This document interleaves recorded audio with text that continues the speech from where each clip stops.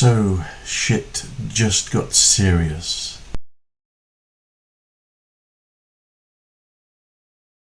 Well, guess what?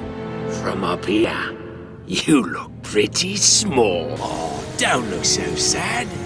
I've got a little surprise for you down there.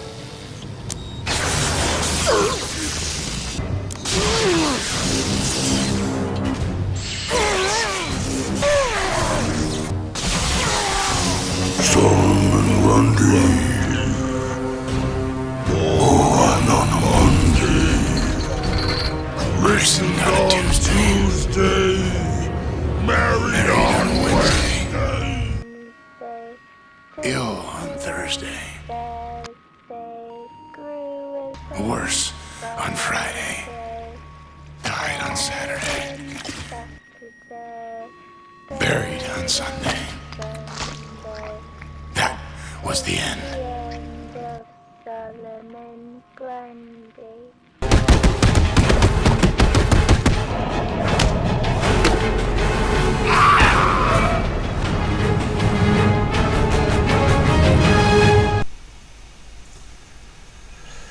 Well, you don't need me to tell you that this last 7 days has been horrendous in crypto.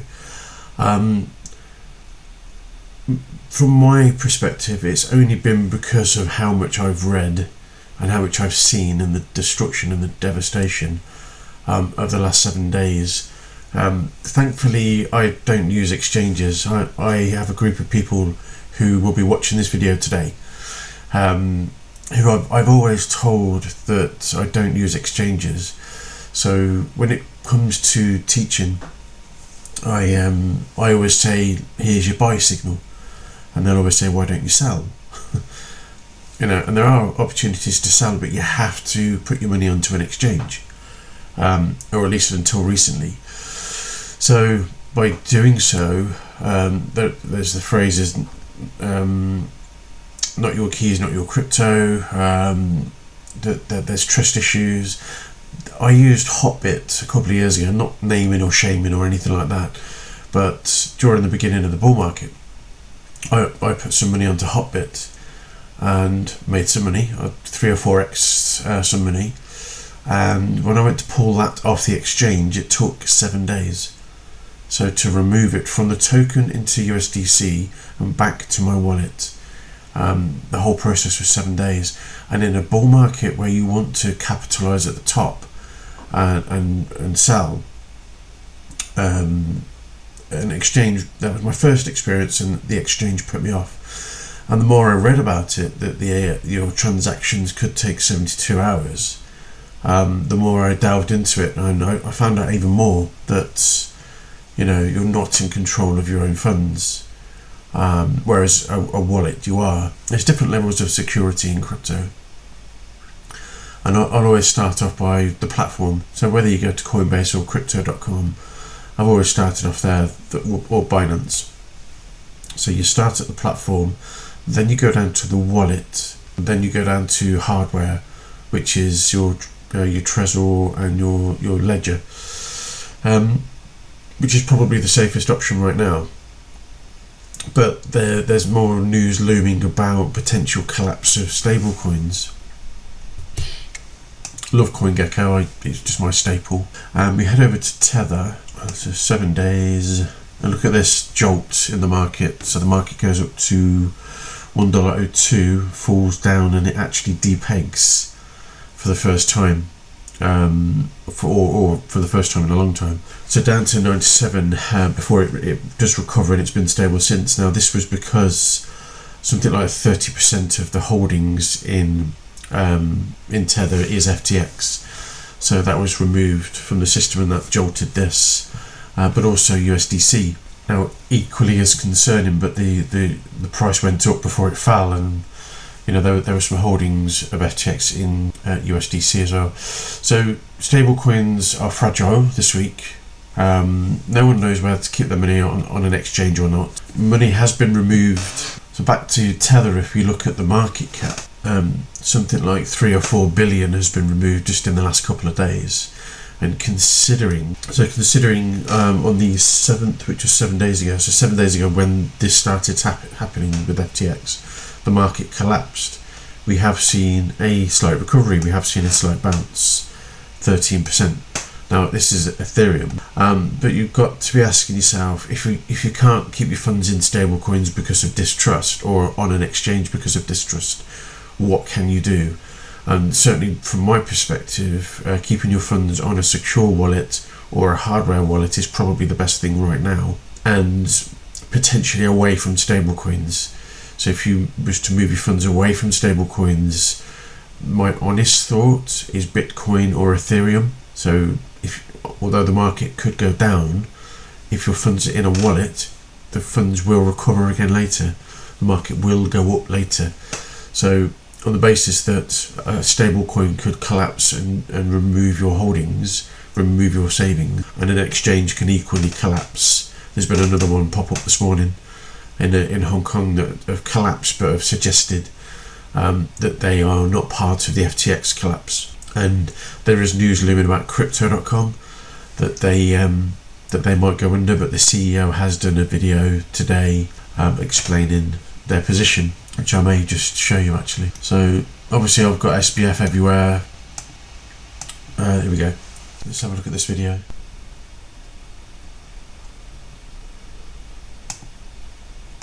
Keep faith, stay strong.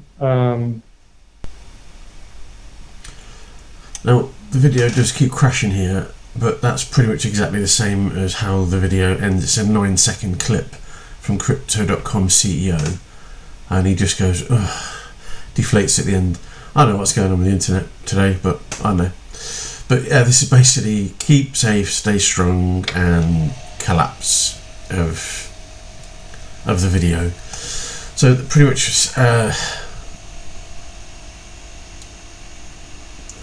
it might have just worked now. Yeah, he just gives up. So that's what we're looking at. It's a scary place to be at the moment, and it's not just crypto. It is the stocks as well.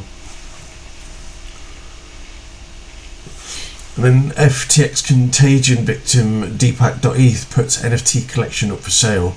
So the founder of the blockchain infrastructure chain listed their NFT collection for sale on OpenSea, starting at 8,000 ETH. Now whether they sold it or not, I don't know. The founder of the blockchain infrastructure company, who goes by the internet pseudonym dfxdash, took to Twitter to announce the sale of the non-fungible token collection. Deepak tweeted that the collection would either be sold to the highest bidder or else placed in a fractional DAO, in which he would sell 80% of the ownership. According to the founder, the chain founder, the collection is going for 8,000 ETH, which is roughly $10.2 million at the time of writing this. So, you know, a victim of the FTX collapse. There are more. Although this article says FTX is now saying that they are a victim of an unauthorized transaction. Speculation that it's SBF stealing funds, the 600 million removed from the remaining balance of FTX. Obviously, typically when a company goes under, files for bankruptcy, that money then belongs to the law, not the people, not the customers, not the company, and then after that, the money has been stolen. So if it's said to be SBF, prison sentence, you know, he will go under. And there's memes going about him committing suicide in prison and stuff already, which is exactly right. Just reading this, first mover Asia, extreme fear hits crypto as FTX hack makes a bad situation worse. That's exactly what it is today. It's not great. But we have had this green candle today. This is slightly promising, but there is still fear that the market can go down a lot further. So at the moment, I'm standing on the sideline. I don't know what to do with the funds in terms of, you know, do you put it back in your bank? Is it safer right now in the bank? Obviously, you know, there's lots of uncertainty at the moment. So nothing fancy to bring you today. Obviously that video at the beginning says it all. Everyone wants to kill or murder SBF. The downfall or the destruction of this crypto downfall. I don't think all hope is lost. If you remember most of my videos in October, the $1,280 Ethereum was resistance for quite some time, and we're back there again. 1,280. We've come back and hit it again. So we're on the 4-hour. We did break out. So we were treating it as support before, and now we're treating it as resistance. We went all the way up. This is the FTX collapse, and now we're treating it as resistance. If I'm honest, the market can still go down and bring Ethereum down to $1,000. I did a video not so long about to suggest that the 82% drop in the standard bear market would drop the price even further. So again, if we go back to the top of the market, so daily,